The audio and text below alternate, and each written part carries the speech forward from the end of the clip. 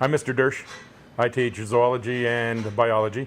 I'm Mrs. Wenger. I teach biology and Bio 1010. Collaboration is an opportunity for us to get together as teachers, and there's three of us at the same time right now, Mr. Jameson, Mrs. Wenger, and myself, and we're able to work over different kinds of strategies to help students, to make it easier for a student, and try to make assignments and labs that are entertaining to everybody. Is we took on our tests. Last year we decided we were going to work toward having collaborative assessments where all of us got together and worked on what we thought was important to test the students on. And we would get together on a regular basis and go over those tests unit by unit. We had tests from previous years that we'd worked on and had to work with. We were able to revamp some of our tests, which we thought would make it easier for our students to recall information if they're just looking at a test with a bunch of words on it.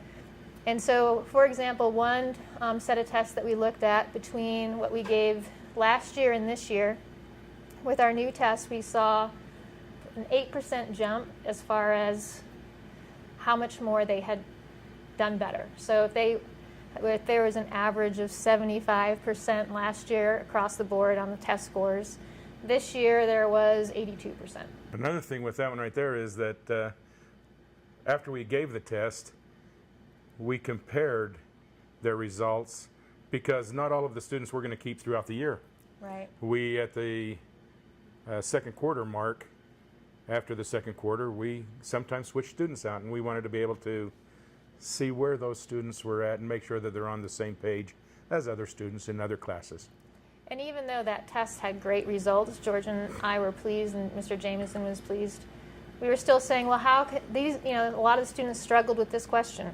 What was wrong with how it was worded? Did we not teach it right?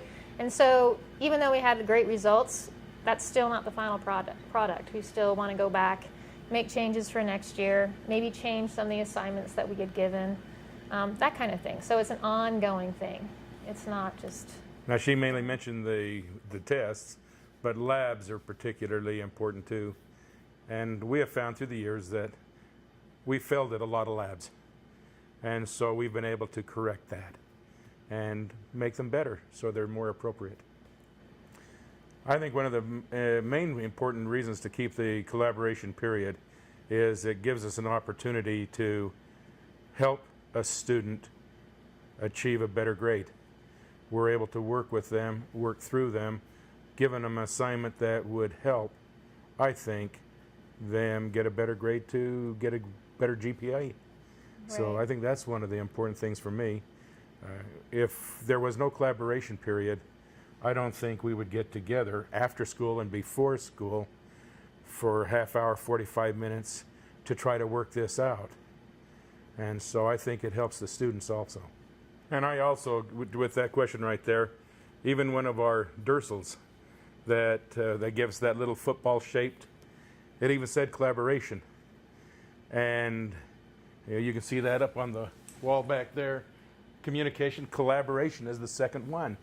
And so they're thinking about taking a collaboration period when it was actually a goal for the school and the district. So I feel very important that collaboration is part of that goal still.